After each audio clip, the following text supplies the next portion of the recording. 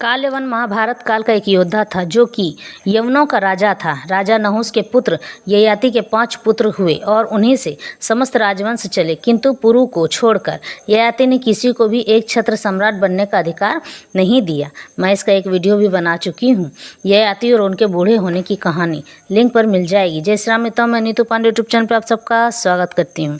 काल्यवान जन्म से ब्राह्मण व कर्म से असुर था और अरब के पास यवन देश में रहता था।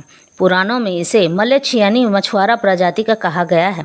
काल्यवान की कथा का वर्णन विष्णु पुराण के 5वें अंश के 23वें अध्याय से लिया गया है। काल्यवान ऋषि सोसीरायन का पुत्र था। गर्ग गोत्र के ऋषि सोसीरायन त्रिगत राज्य के कुलगुरु थे। सोसीरायन ने भगवान भोलेनाथ की तपस्या की और अजय, जिसकी कभी पराजय न हो, ऐसा पुत्र वरदान में मांगा।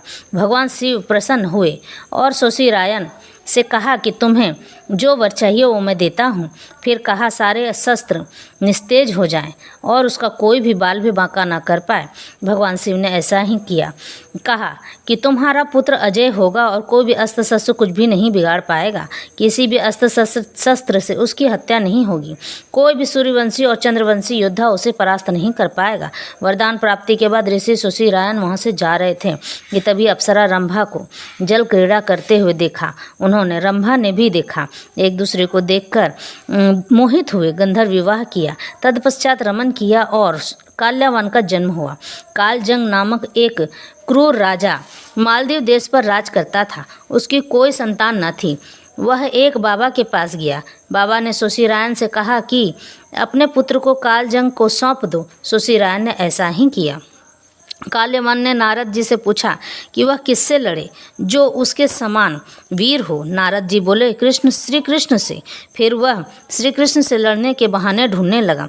श्री कृष्ण सब जानते थे कि वह एक ब्राह्मण का पुत्र है, इसलिए श्री कृष्ण ने काल्यवान को नहीं मारा और उसे यवन देश से लाया गया। राजा मुचुकुंद बहुत समय तक देवताओं की युद्ध में सहायता करके एक गुफा में सो रहे थे।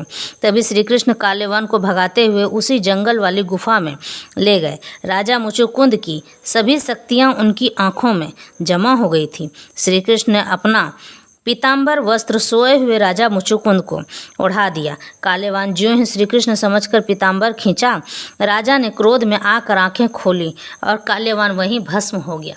इस तरह से काल्यवान की मृत्यु हुई।